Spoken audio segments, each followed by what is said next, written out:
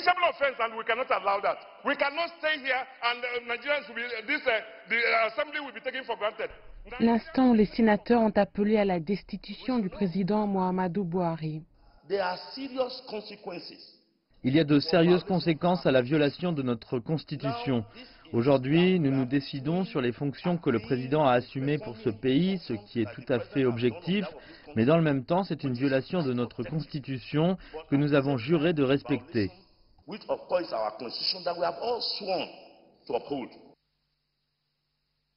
Les sénateurs veulent voir le président destitué pour avoir autorisé l'achat d'avions de guerre.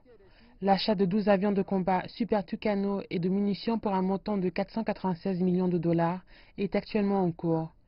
La promesse du président Buhari de mettre fin à l'insurrection djihadiste qui dure depuis 9 ans avait largement contribué à son élection en 2015. Mais des dizaines de milliers de personnes ont été tuées et des millions ont été déplacés par Boko Haram. Et bien souvent, l'armée s'est plainte du manque d'armes adéquates pour parer efficacement aux attaques des insurgés.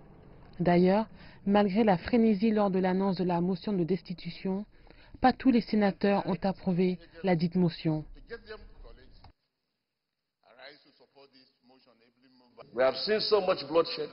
Nous avons vu couler trop de sang. Il y a un besoin pour nous de ne pas contourner la Constitution, de ne pas contourner les lois du pays, dans une tentative pour atteindre certains objectifs.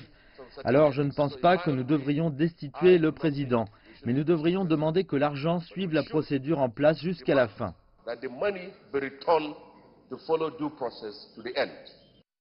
Alors, est-ce une chose simple que de destituer un président au Nigeria? À vrai dire, non.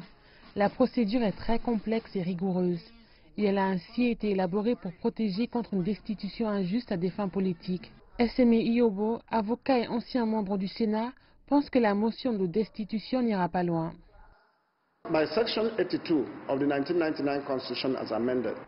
Selon l'article 82 de la Constitution révisée en 1999, le président a le pouvoir d'autoriser un retrait du fonds de revenus consolidé de la Fédération. Il s'agit d'une somme qui ne doit pas, qui ne peut pas dépasser le montant de l'année antérieure approuvé par l'Assemblée nationale. Cette disposition de l'article 82 est très claire. Alors je ne vois pas ce que le président a pu faire pour qu'une motion de destitution soit déposée.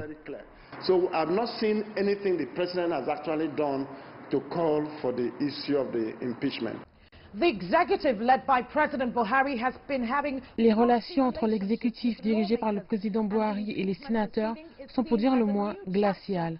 Et la motion de destitution est un nouveau chapitre qui vient s'ajouter la liste déjà longue de conflits avec le Sénat. Mais les motions de ce genre peuvent être présentées devant le Parlement car l'article 143 qui prévoit la destitution est plutôt vague. Il ne définit pas clairement les accusations, l'exposant ainsi à des machinations politiques.